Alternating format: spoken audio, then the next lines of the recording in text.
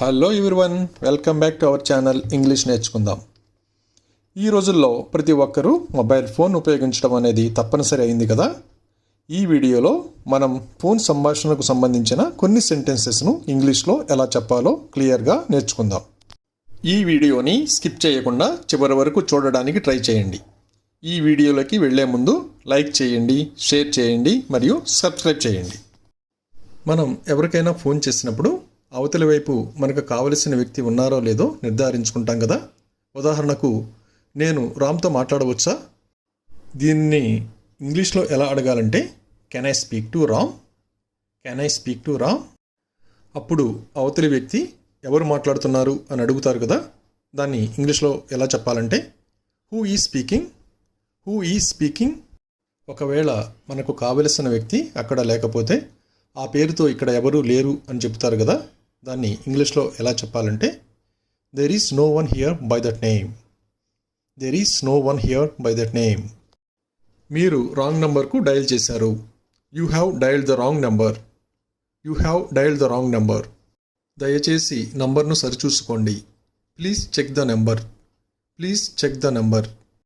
మనకు తెలియని వ్యక్తులు ఫోన్ చేసినప్పుడు ఎవరు మాట్లాడుతున్నారో నేను తెలుసుకోవచ్చా అని అడుగుతాం కదా. దాన్ని ఇంగ్లీష్లో ఇలా అడగాలి, may I know who is speaking, May I know who is speaking. మనం ఫోన్ మాట్లాడుతున్నప్పుడు ఒక్కోసారి అవతలి వారి మాటలు సరిగ్గా వినిపించకపోతే నాకు సరిగా వినిపించడం లేదు అని అంటాం కదా. దాన్ని ఇంగ్లీష్లో ఇలా చెప్పాలి, I can't hear you properly, I can't hear you properly. అలాగే నాకు వినపడడం లేదు, కొంచెం గట్టిగా మాట్లాడు అని చెప్పడానికి ఇంగ్లీష్లో ఇలా అనాలి, I can't hear you, speak a little louder, I can't hear you, speak a little louder. అలాగే ఫోన్లో ఎదుటివాళ్ళు మాట్లాడేది మనకు అర్థం కానప్పుడు నువ్వు చెప్పింది నాకు అర్థం కాలేదు అంటాం కదా. దాన్ని ఇంగ్లీష్లో ఇలా చెప్పాలి, I don't understand what you said, I don't understand what you said.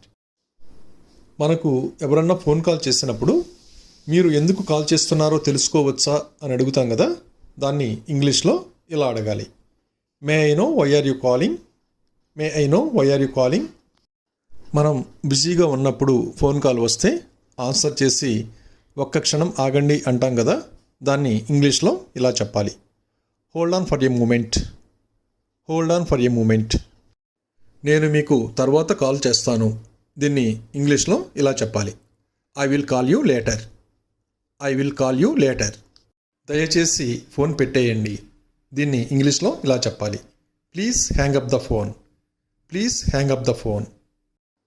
అలాగే ఎవరినైనా ఫోన్ నెంబర్ అడగాలి అంటే ఇంగ్లీష్లో ఇలా అడగాలి, can I have your phone number, can I have your phone number. ఒక్కోసారి మనం ఫోన్ చేసినప్పుడు అవతలి వ్యక్తి ఫోన్ ఆన్సర్ చేయకపోతే అతను ఫోన్ ఎత్తడం లేదు అంటాం కదా. దాన్ని ఇంగ్లీష్లో ఇలా చెప్పాలి, he is not picking up the phone, he is not picking up the phone. సాధారణంగా ఆఫీస్లో ఉన్నప్పుడు మనం బిజీగా ఉంటాం కదా. అందువలన ఆఫీస్ వేళల్లో నాకు ఫోన్ చేయకండి అని చెప్తాం.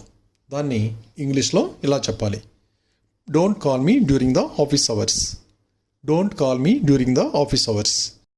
అలాగే ఆఫీస్ వేళల్లో నేను మీ కాల్కు సమాధానం ఇవ్వలేను అని చెప్తాం కదా. దాన్ని ఇంగ్లీష్లో ఇలా చెప్పాలి, I cannot answer your call during the office hours, I cannot answer your call during the office hours. మేము ఫోన్ కాల్ కోసం ఎదురు చూస్తున్నాము.